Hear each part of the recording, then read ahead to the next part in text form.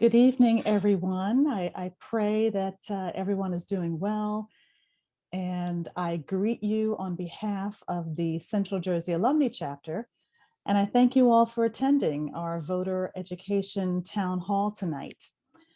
This is another important session organized and hosted by our Social Action Committee, which is led by Niambi Harris and Chanel Williams.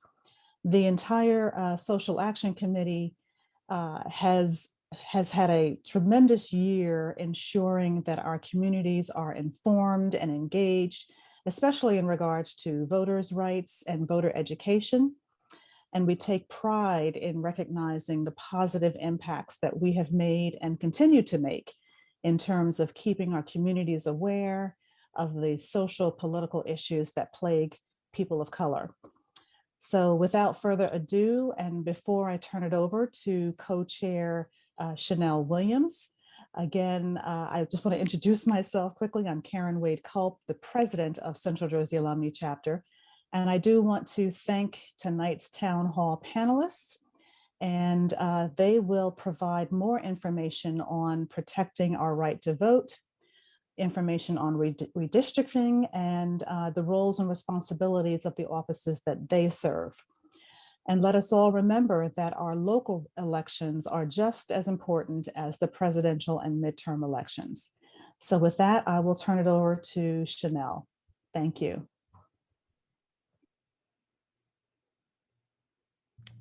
Thank you, Madam President. Good evening, everyone. I'm Chanel Williams, co-chair of the Social Action Committee, along with Niambi Harris. I'm pleased to introduce Soror Katina Jackson, who will be our moderator for this presentation this evening. She'll begin the program immediately after a very special video message from the Honorable Tanisha Way, Esquire, New Jersey Secretary of State. So thank you, and we hope you enjoy our program.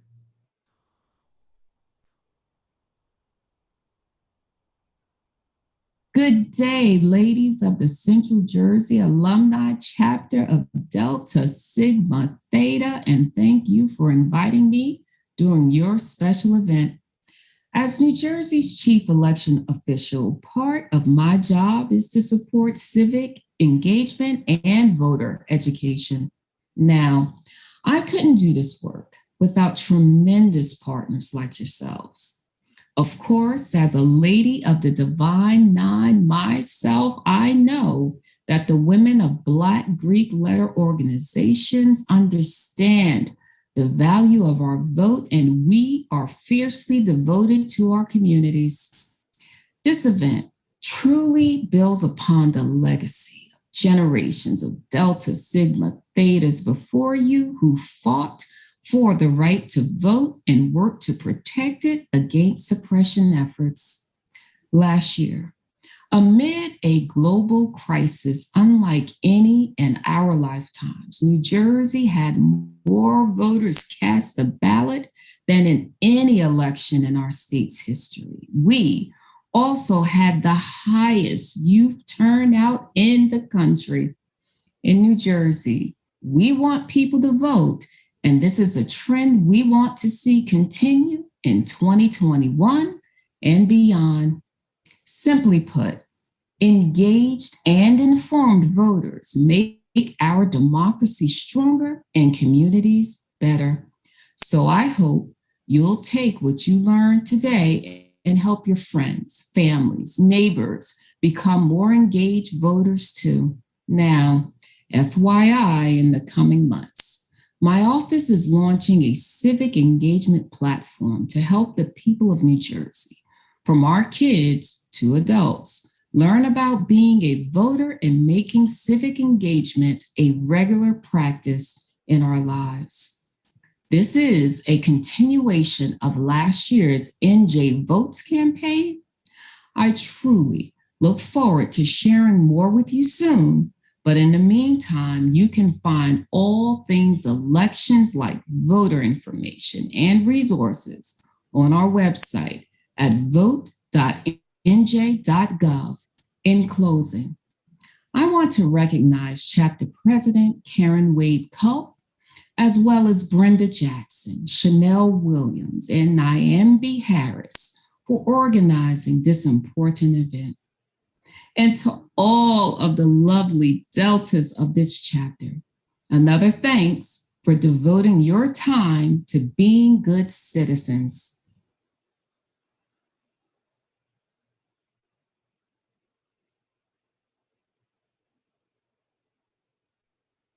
We are so excited to have with us our esteemed panel.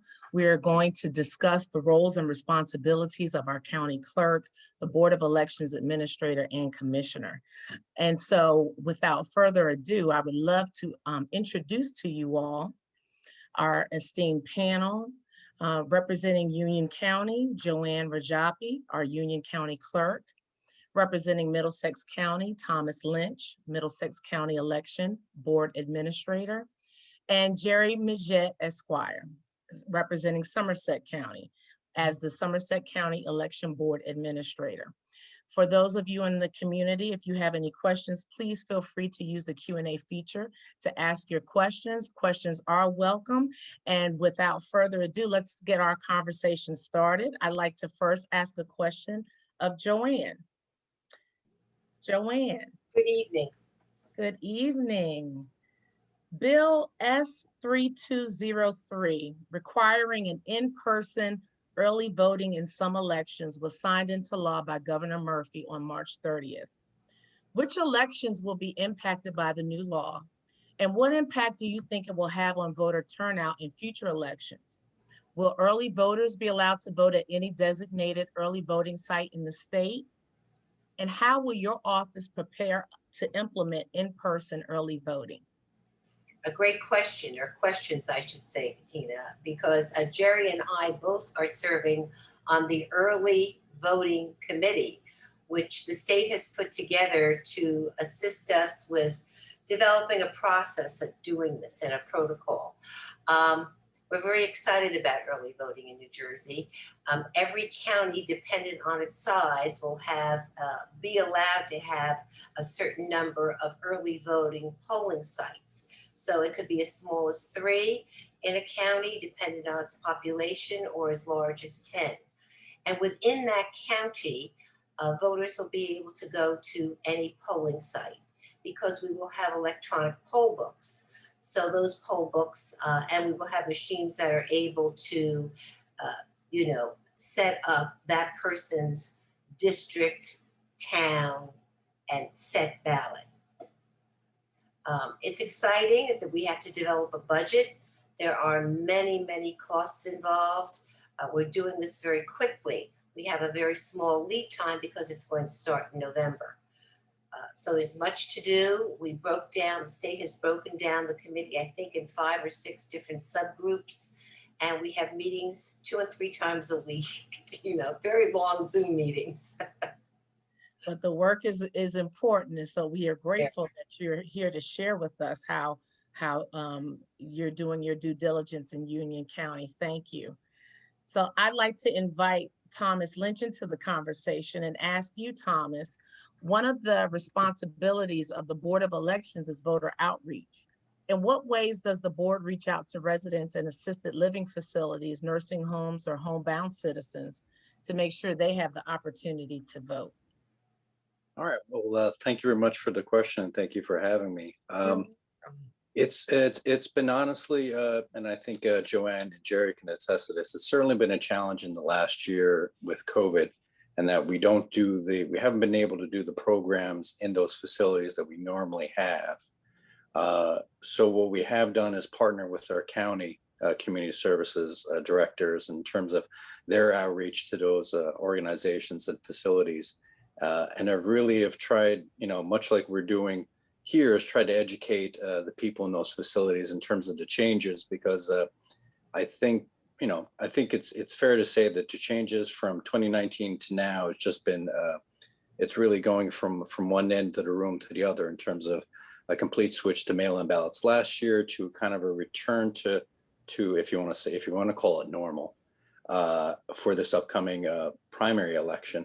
And I think that's the thing, whether it's the people in those communities or just anyone in our communities, is that, you know, they got used to getting the mail-in ballot through the mail. And that showed through the sheer amount of mail-in ballots that we had last year. I see Joanne and Jerry shaking their head, they, you know, and historical amounts of mail-in ballots. And I think to a certain extent, there's maybe an expectation they're getting it for the June primary. And they are, you know, we're getting calls saying, I haven't received it yet. And they're just not aware that we've kind of reverted back to a regular election, and that if they hadn't requested it before, they're not going to get it for this election. So we have worked with our community service directors on fact sheets and things that can be shared with those facilities. We have done check-ins just to, you know, kind of inform them of the process, to keep them in the loop in terms of, you know, for those especially new residents to those facilities, that, you know, if they're unable to get to the polling location, that is perfectly fine to request a mail-in ballot for the June primary or all future elections. Oh, that's awesome. Great.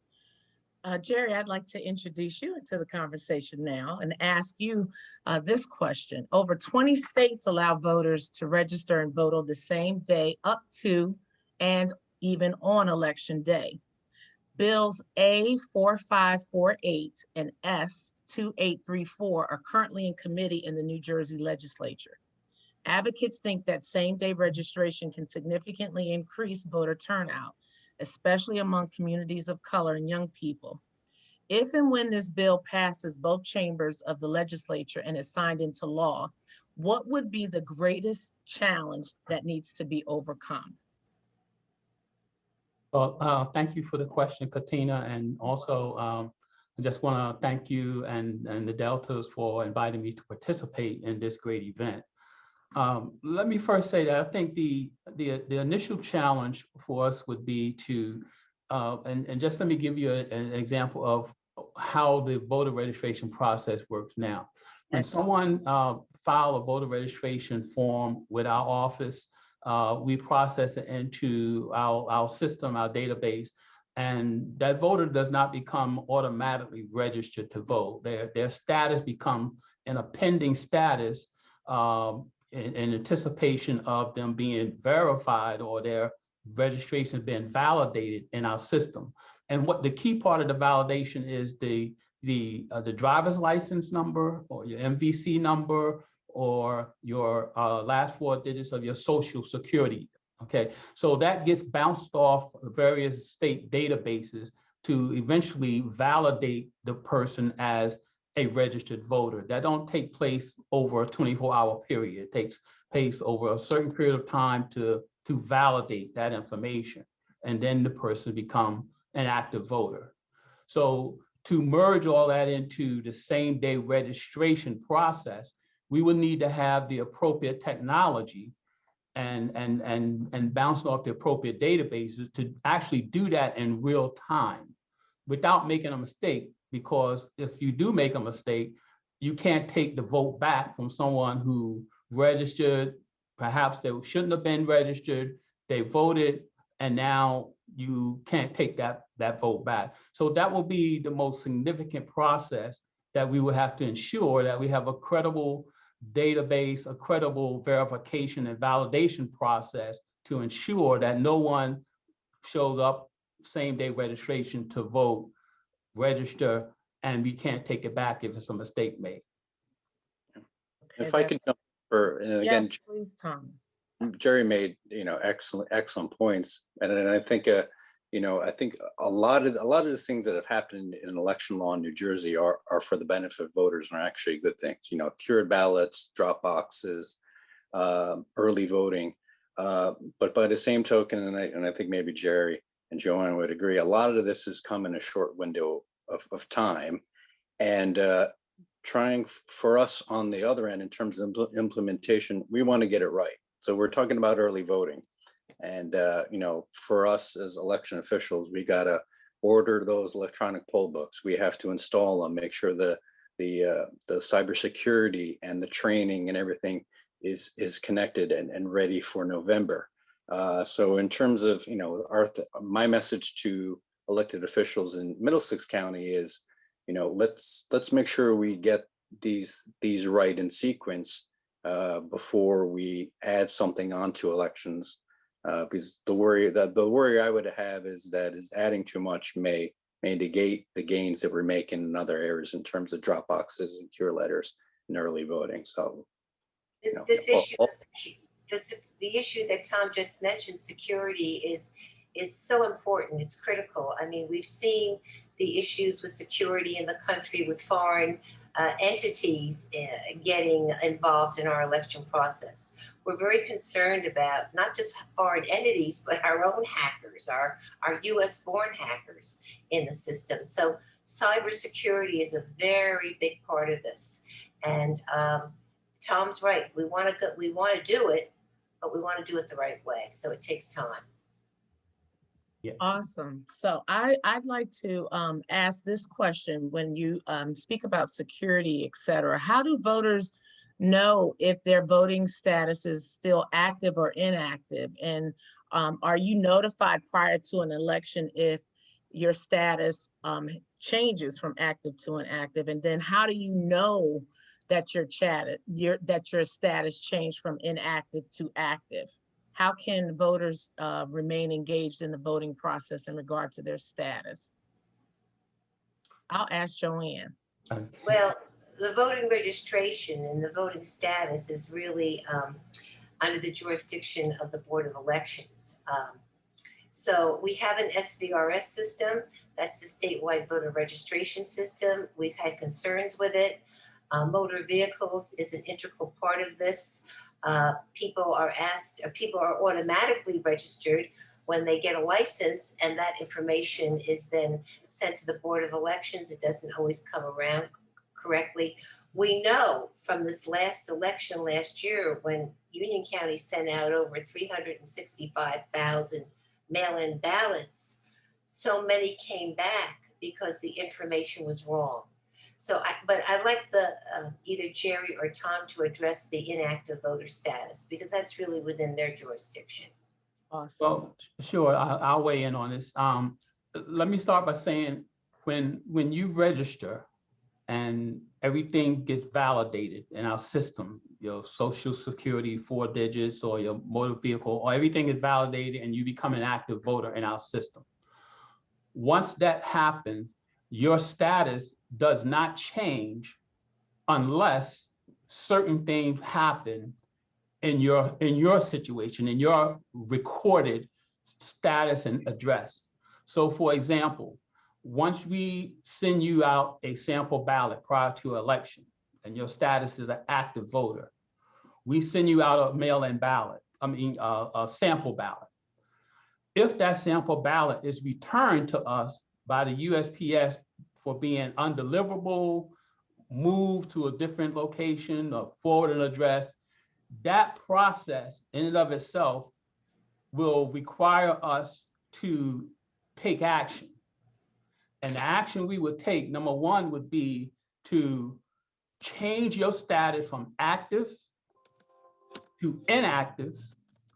And then we will send you correspondence in the mail asking you to update your address or confirm that your address is correct or your new address, so that when we get that, we can put that in our system, update your records, and then we can put you back from inactive to active. But let me make this important note.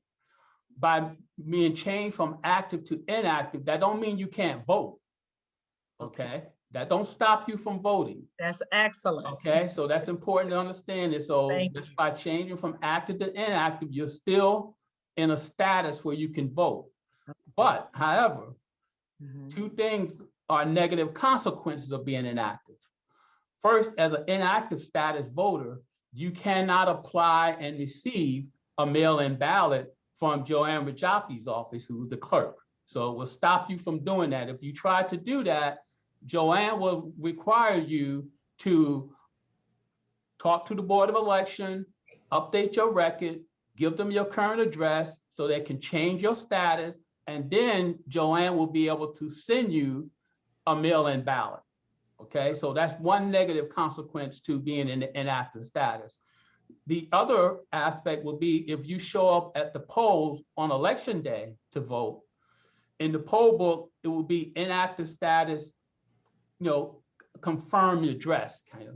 So you can still vote. You have to confirm your address, update your register right on the poll book or in on a piece of paper that the poll worker will show you on a form.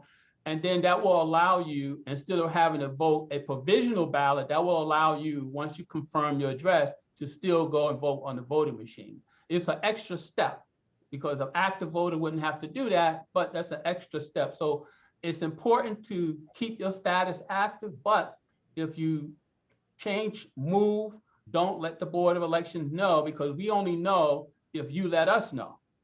Otherwise, the other aspect will be if your sample ballot is returned to us, and then we will have to take that kind of action of inactive confirmation. And the final piece of this, and this is where voters get a little confused. If you are in inactive status, the law is after 2 consecutive federal elections, essentially like a 4-year cycle. Okay. So the clock starts to tick. So after 4 years or 2 consecutive federal elections, you don't change your record so that we can change your status from inactive to active.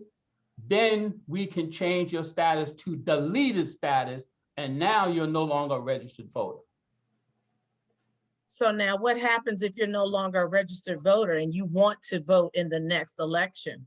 Do you re-register? You would have to Yes. re-register to vote in. And again, there's timeframes and deadlines involved. The close of registration was on Tuesday night, but you would want to register. You would have to re-register to vote in a future election. Another point is from your original question is voters can check their status through the Secretary of State's website, as well as Division Elections. You could go on, and there are portals where you could check your registration status to see if you're inactive or inactive. Yeah, just be sure to use your voting name, because many people, when they register, use a formal name or even a nickname, and that might not be the name you put into the system, so it won't show up. So remember to use the name that you're registered as.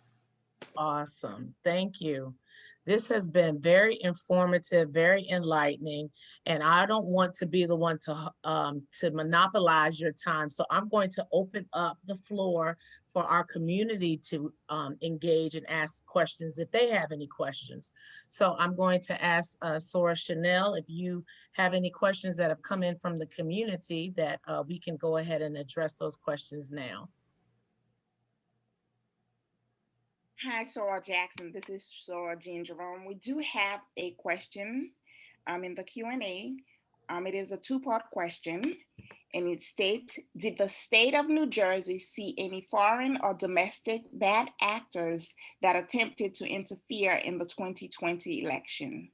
And the second part is, how do we maintain a secure election going forward? Well, as far as I know, they did not see any foreign actors. We had a situation, at least for the clerks, that we were in contact with the state cybersecurity people, as I assume the Board of Elections also were. And we were on calls regularly. We got alerts every day of issues if something came up. So there were that I recall any foreign entities identified in the 2020 election. Although we know in the United States that there were issues, but not in New Jersey apparently, which is good. Good to know. Yeah, I mean, it's important to note that prior to COVID, the big focus for 2020 was cybersecurity. And I know Jerry's office, as well as Union County, Nicole, were heavily involved in, cybersecurity training, tabletop exercise that we did in coordination with the state, as well as the federal government, in terms of game planning and working with our county IT to shore up a lot of these areas that were kind of brought up as potential weak spots for foreign actors, as well as domestic actors. So, we developed a continuing operation plan. We work with our county IT, our own security system. We kind of hardened our own physical security system within the office to prevent anyone to have any access to our servers or our computers or passwords or anything like that. So, we've continued to make that a priority for 2020 and beyond, because that's, and again, as Joanne said, the voting machines, never mind our voter registrations. Now you have electronic poll books that are going to be out in the field, and those have a very sensitive voter registration system contained within. So securing those, because those will be the most public point of access for bad actors, will be very important for early voting and beyond. One of the big safeguards, though, Tom, and I think you and Jerry will agree, is we are not permitted in any way to connect to the internet. So our machines are not connected to the internet in any way. And the internet, of course, is the vehicle where people can get in pretty easily. So that's a big safeguard in the system. And I would just also add that New Jersey, statewide, countywide, we are not fighting or combating this challenge alone. We have various federal partners who are actively engaged. Matter of fact, elections have been designated from the federal level of critical infrastructure. So there's a high priority on the protection of the infrastructure of elections throughout the country. And we work with our federal partners very, very consistently to monitor leading up to election, but also on election day. We're involved with monitoring different events that may come across that might need to bear our attention. So there's a very active engagement with our federal partners as well as our local partners. Thank you. So Charlotte, I see we have another question. Yes, we do. What can communities of color and underrepresented groups do to prevent voter restriction laws, I should say, seen being passed in the multiple states across the country, being passed in New Jersey? Just what you're doing right now, get information out to your friends, your neighbors, your communities. The more a voter is educated and informed of their rights, the stronger they become. So it's really important. The other issue is advocacy. I tell every group, every voter, you don't like something, speak up. The only way things change in government is to speak up and lodge a complaint or lodge a concern and come up with a solution or offer a solution. Contact your local representatives if there's something you don't like. If you see something wrong, contact your local representatives in the county, in the town, especially in the federal government, your congresspeople. Very important. But the strongest safeguard we have to democracy is education, I believe. So the more someone is educated on their rights and their privileges as an American citizen, the stronger we're going to be. I wholeheartedly agree with you, Joanne. That's a great way to end this panel discussion. Voter education is power, and there is power in our voice. We thank you so much, Joanne and Jerry and Thomas, for participating in our voter education panel session. Thank you so much for your time and informing us as to our rights and what we can do to exercise our voice and exercise power in our voice. So thank you very much. You're so welcome. Thank you. You're welcome. Good night, everyone. Night. Good night. And didn't we hear a great presentation from the Honorable New Jersey Secretary of State Way? She was amazing. And then we heard from this great panel about our voter rights and being educated on our voter rights. And now I have the esteemed pleasure of introducing to you our next session, session 2, voting rights, voter participation, and redistricting. If you are just joining us, I'd like to welcome you to session 2, where we will discuss voter rights and voter participation and redistricting. And I have the esteemed honor of introducing our next guest, Henel Patel, Esquire. Henel Patel is the director of the Democracy and Justice Program at the New Jersey Institute for Social Justice. Henel had the honor of serving as a law clerk to Chief Justice Stuart Ravner on the New Jersey Supreme Court. While in law school, Hennel was an Eagleton Institute of Politics Fellow, participated in the Constitutional Litigation Clinic, and served as an assistant to the chairman of the New Jersey Redistricting Commission. Hennel received her Juris Doctorate degree from the Rutgers University School of Law in Newark and her Bachelor of Arts degree from Rutgers University. Hennel also serves on the board of directors at the League of Women Voters of New Jersey.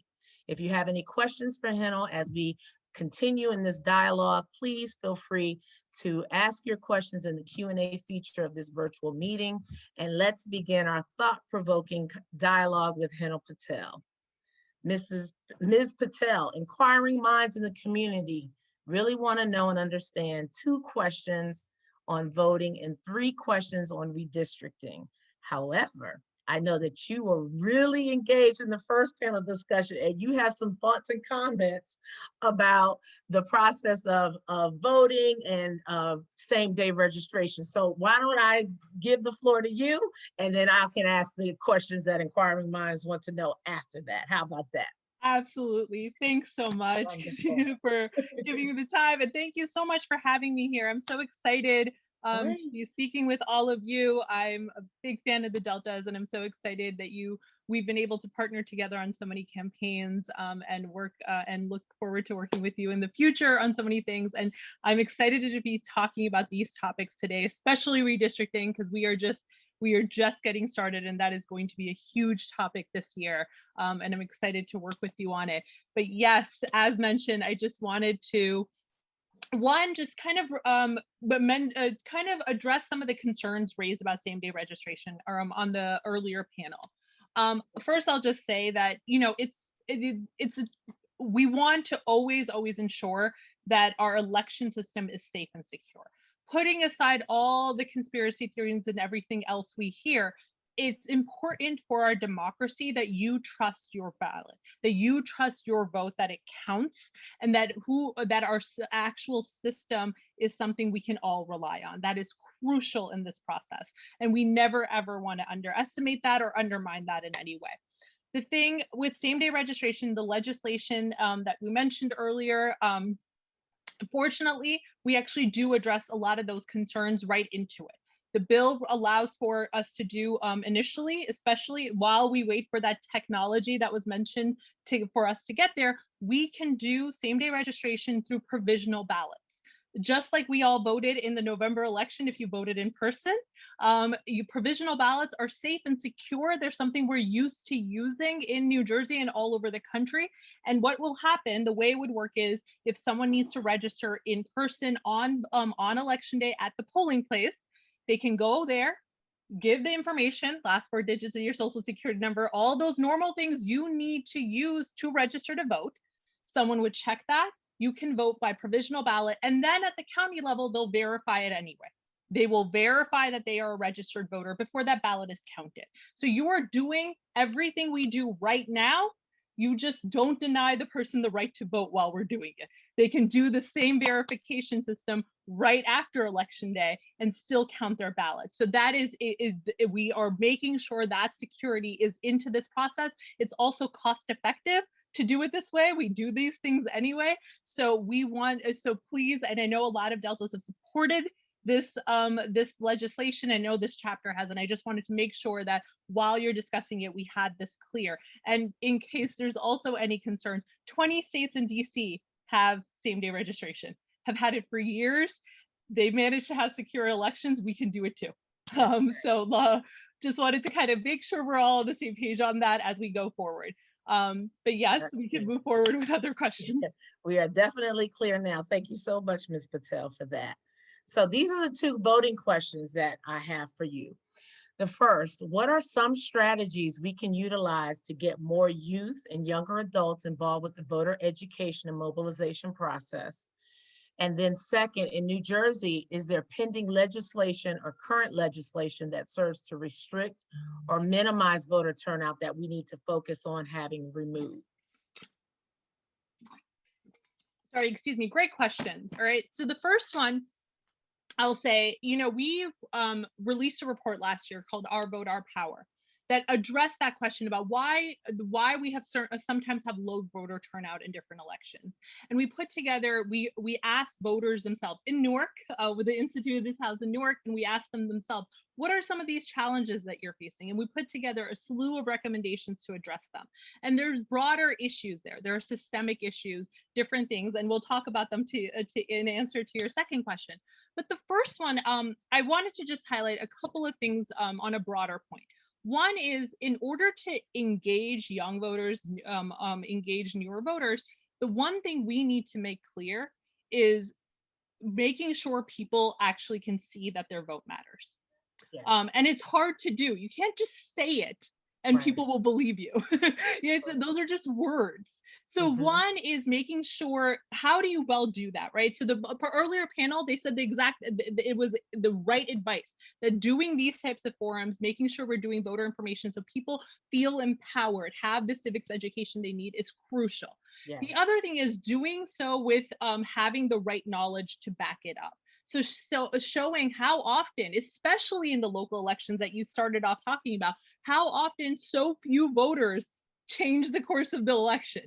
It's often, and it happens almost every election in New Jersey, where a handful of voters swing the election.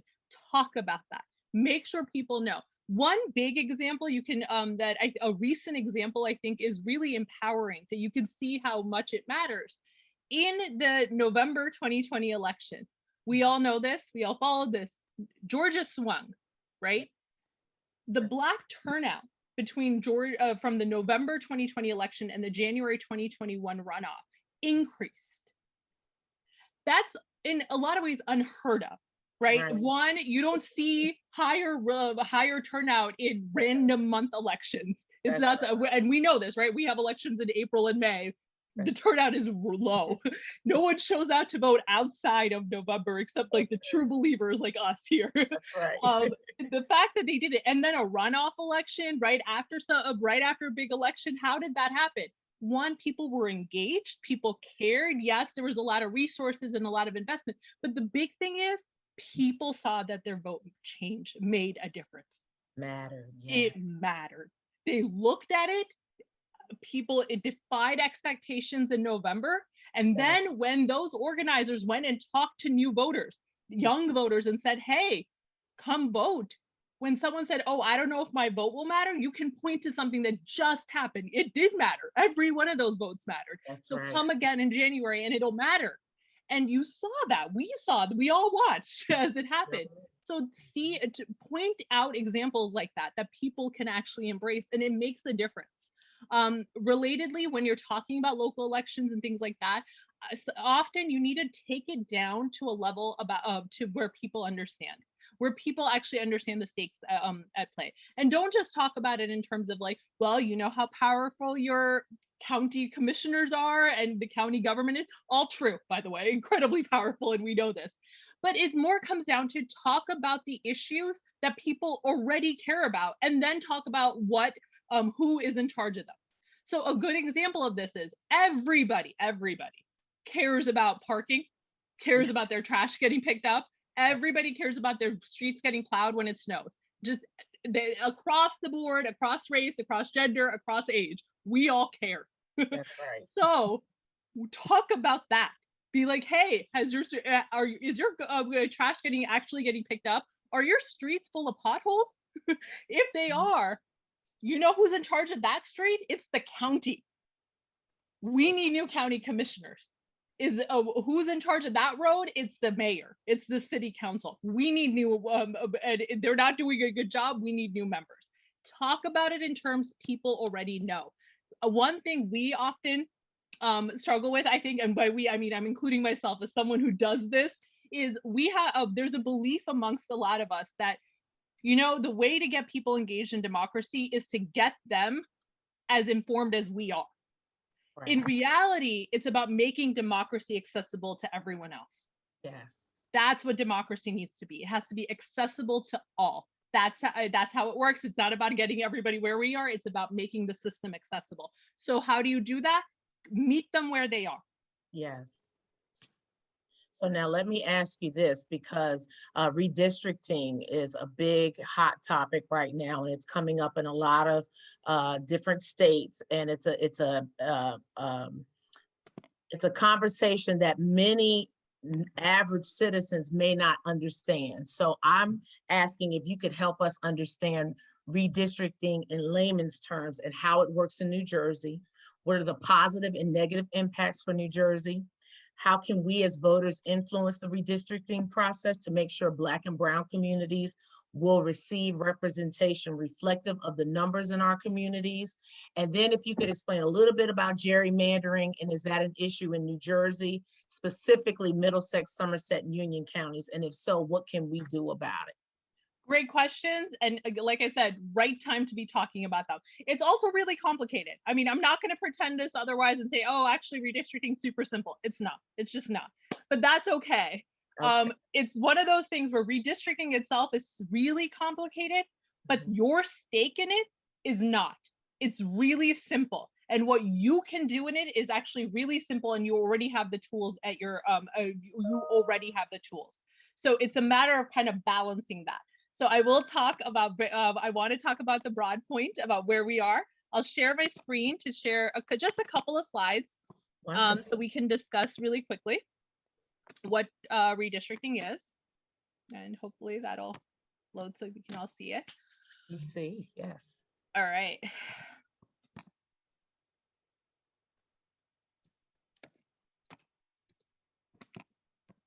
Okay, so I can see you can all see it, but for some, oh, there we go. All right, so what's redistricting? Redistricting is the process of redrawing our political boundaries every 10 years so that so that our representation reflects the current population, right? We just did the census, and I know you all were engaged with getting out that census. And so that's the next process, making sure that our districts actually now reflect the current population, because people move. That's a reality. More people come, some people leave, more people are born, some people pass away. That's a reality of 10 years in time. So we need to make sure our maps, our representation reflects that. What do we do it for? We do it for anything that has district lines. So here's a good example of this. If you live in a town that has a mayor that represents the whole town and council members that represent the whole town, at-large members, then you probably don't have redistricting for your town. But if you live in a town that has ward council members, right, who represent your specific ward, like say in Newark, we need to redraw Newark. Same thing for Atlantic City, same thing for a lot of areas. So any area that has actual political boundaries for representation needs to be redrawn. Look at your school board districts, all come into play. But on a broader sense, you have our entire state legislature map and then the congressional map, all need to be redrawn. Both of those are going to happen this year, starting this year. So what's at stake here when we're doing this process, right? Okay, we have 40 districts in the New Jersey legislature. This year, we actually, because of the great work a lot of like groups like yours did, we did enough in the census that we're not losing a congressional seat. Great. Yes. So, 12, 40, we're not changing those numbers. Right. Are there high stakes? Yes, there are. And what's the highest stake here? Well, New Jersey is now over 45% people of color. Our maps do not reflect that. They just do not. Yes, they were drawn 10 years ago, so that's one part of it. But the other thing is, were people of color properly represented last time? That's another question we got to ask. And the reality is no. So in these last 10 years, we've seen it. I live here, you live here. We've seen how diverse this state is now. Our communities are. We need to make sure this new process reflects that diversity so that our map actually reflects the population of the state. That's our goal collectively. So how do we go about doing that? We arm ourselves with the tools we need. One, here are our maps. So you have them in front of you. That's the congressional map. That's the legislative map.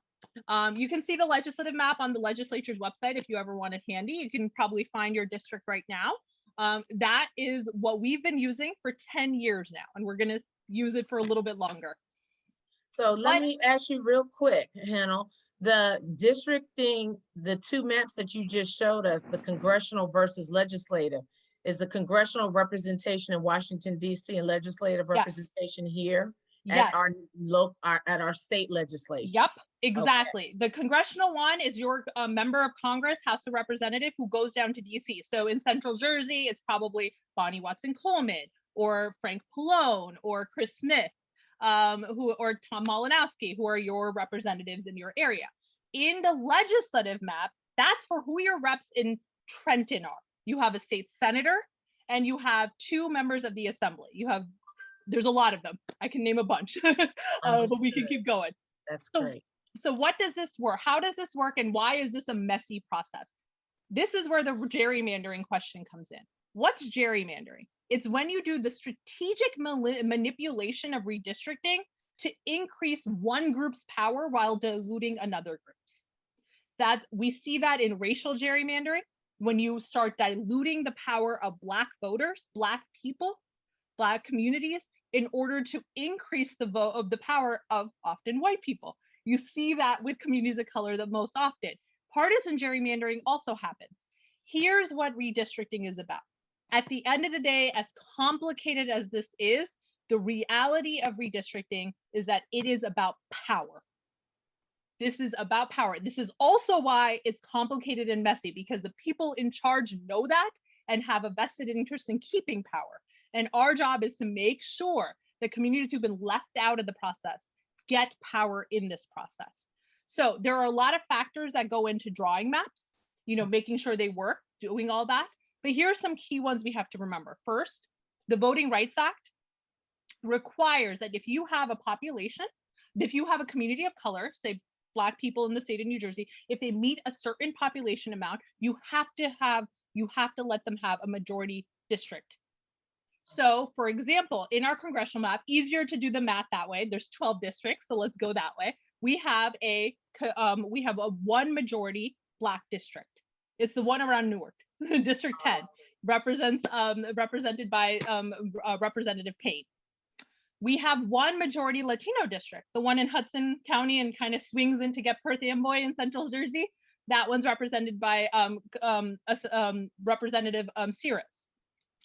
That's it. We have a couple of plurality districts or almost plurality districts up there in Passaic County, and maybe in Bonnie Watson Coleman's district. The numbers keep shifting there. But that's it. Now think about it. 45% people of color, is that reflected in our map? When you have so many districts that are still majority white? No. Our legislative district has the same issue. Legislative map. We have 1 majority Black district. We have a couple of majority Latino districts. We do have a fair number of plurality districts. What are those? Those are when communities of color together make up a majority of the district. So that there's no group that has by itself is a majority, but that also is empowering. It means that communities of color together can elect people who they choose. Right. That's something we need to keep in mind. There are no Asian majority districts in New Jersey in the legislative map of 40 districts, even though Asian Americans make up 10% of the population. So what does that mean when we're doing this process now? You're in Central Jersey, one of the most diversifying parts of the state. You know this because you live there. You can tell by just being there that it is significantly more diverse now than it was in 2009, significantly more than that it was in 1999. So what does it mean when we're redrawing this map? We need to make sure the communities of color have a voice in this process and when we're talking about this. We need to make, 1, there's a VRA requirements, right? Majority, 1, but they could check off that box really quickly. Our second thing though is we need to go further. We need to make sure there's racial equity in this process.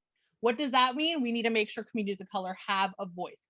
Black voters have a voice. They have sufficient majority districts. That no one's packing them in. You can't put districts together, hey, 80%, all the Black people in this district, so that you can't have power in 2 districts. That happens too.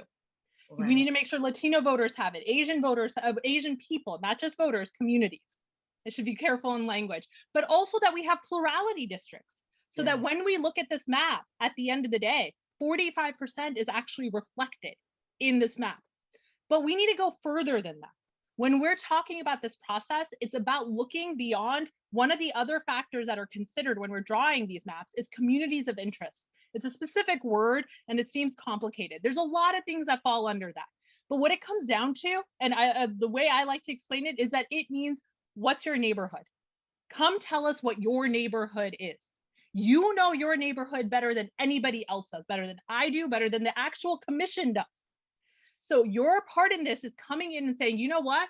Everyone in my area, this is my area. It's not my entire town, it might be, but it's actually this part of this area where we all go to we send our kids to that school, where we all go to that grocery store. Or hey, maybe we're a brown site, environmental brown site, or maybe we are all a college town. There are so many elements to what a community of interest is. Maybe our area here is a huge immigrant community. So this town and this town, make sure that's reflected. Next question is, how do you do that? Right? The last part of this, what are you doing in this process? Yes. Well, redistricting in New Jersey, I've been mentioning there's a commission, legislative and congressional. There's an actual commission that happens. It's a bipartisan commission. Legislative, it's 5 Democrats, 5 Republicans, 1 independent member that's appointed by the Chief Justice of the Supreme Court. This commission for the legislative process has already been impaneled, except the independent member. They were impaneled months ago. The congressional one is going to be 6 Democrats, 6 Republicans, 1 independent member. That process starts in June of appointments. This commission's together. They just want to draw maps. The Democrats are interested in having the most representation for them. Republicans want most representation for them. This is not, I'm not telling you any secrets. This is just a reality of what this game is. Our job is to make sure the people have a part in this process, that we are, regardless of party, regardless of anything else, that there's a voice here for us so that we are reflected in this process, whatever their interests are. So now that the commission is meeting, they have some requirements. They're going to draw a map. They have to vote on one, get a majority vote. They are going to have some public hearings. Usually the legislative one has 3 hearings. Congressional, required to have 3 hearings. That's not nearly enough, first of all. So there's a push right now to get more hearings. We're pushing for 25. I'm going to put in a petition here in the chat. Please sign it. That's to make this process more secure. That's a call to action for everyone here, that we want more public hearings, right? In those public, when they happen, and we'll make sure it's available to everybody, come testify. Come testify and tell us what your community of interest is. Come testify to make sure that your community is represented, that however that may look. We're going to make sure that things are being considered on the broader sense, but this is key. The next part of what you can do in this is our coalition, Fair Districts New Jersey, is going to make software available that lets you draw your district yourself, draw whole maps. If you want to participate in that, you should do that. So you can draw it and submit it. You can submit it to us. We're going to put together a unity map. You can submit it to the commission. Make them consider it. Okay. This is key. In the past, we've never been able to do that. The more voices at the table, the better this map can be. So Hannah, I don't want to cut you off. Fair enough. I know. So passionate, powerful. You are amazing, but I do want to honor the time and give anyone who has a burning question, because we're supposed to end at 8. And I have one more guest to bring on. If anyone in the community has a burning question, I'm going to open it up for one question. So Charlotte, do we have any questions? We do, but I think some of it has been answered by Hannah, which is great. Awesome. The other question, I think we could bypass. It's around voter ID. Okay.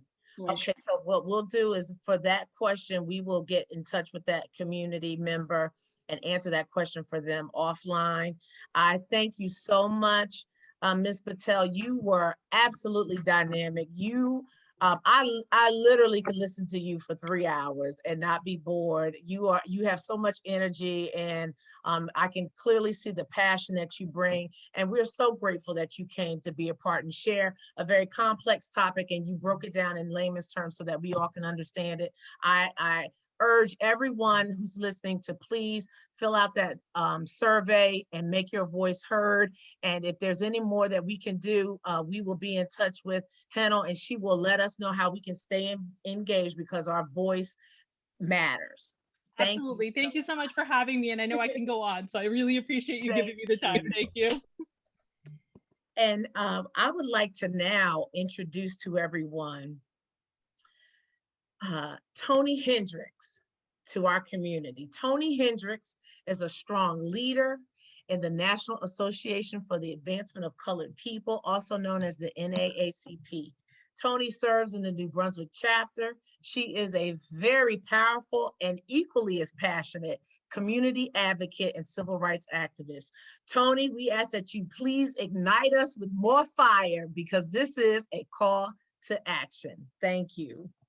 Oh, well, thank you. But I want to know, what did I do wrong to deserve being placed behind Hanal Patel? Somebody please tell me what I did wrong so I can make sure that that never happens again. I am a fan of Hanal. I am a fan of the entire organization of the New Jersey Institute for Social Justice. And I'm telling you, they are so powerful and so passionate. But thanks for the presentation and thanks for this opportunity. I truly appreciate being able to come before such a powerful group of women.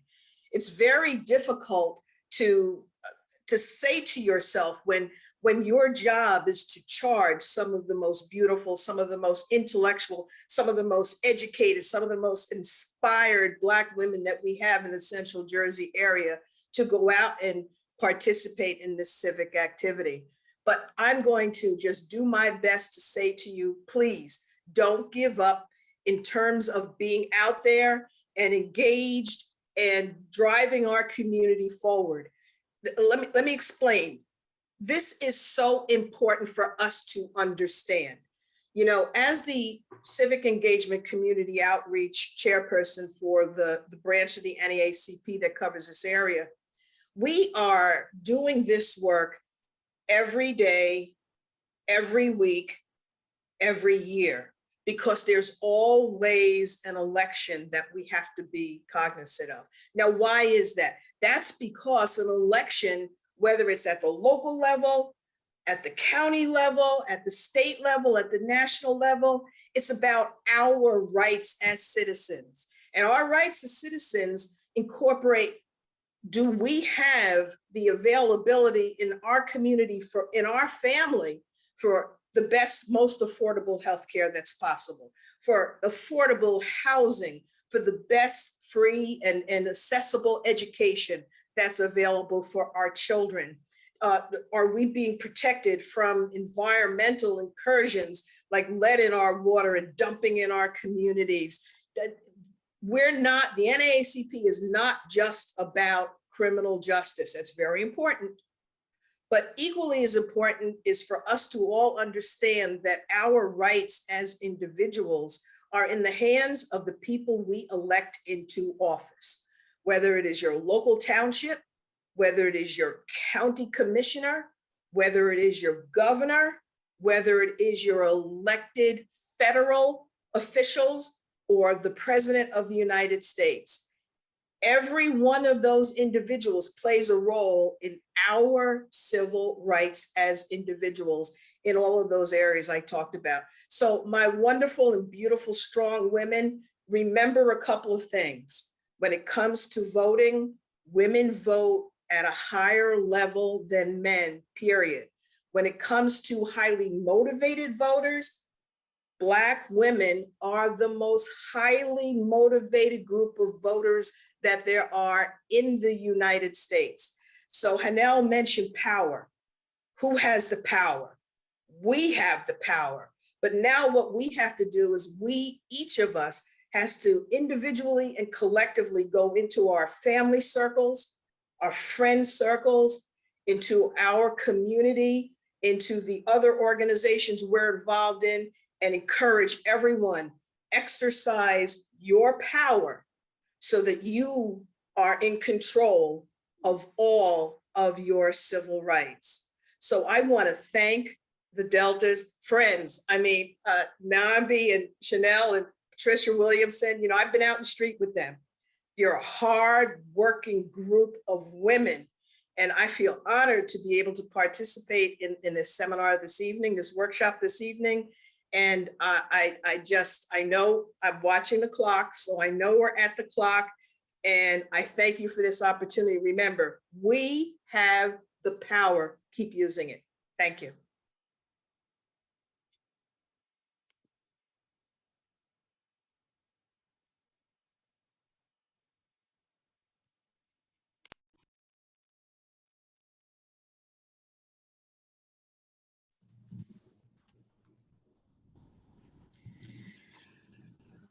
Okay, what an engaging presentation. This evening, we heard from the New Jersey Secretary of State, Honorable Tanisha Way Esquire, who opened us up with an engaging message. Thank you, Ms. Way. We'd like to give a special thank you to our panelists from the first half, Joanne Rajapi of Union County, Thomas Lynch of Middlesex County, and Jerry Majette of Somerset County for giving us a wealth of voter education, changes in voting legislation, and what our power is. Now, we know the word that we have to share with our communities and the action we have to take for change. Special thank you to Ms. Hanal Patel in our second half for presenting us with such an exciting and engaging and passionate presentation about redistricting, gerrymandering, how those things affect us, and how to identify and use our power in the polls. Thank you so much. And special shout out and thank you to Ms. Tony Hendricks of the NAACP for charging us up. We hope you take this information from today and push forward to progress our communities. Please be sure to use the link in the chat to complete our survey about this event. We hope you enjoyed it. Thank you so much. And if we can present the slide again with the important voting dates for our participants. Thank you so much for joining us and have a great night.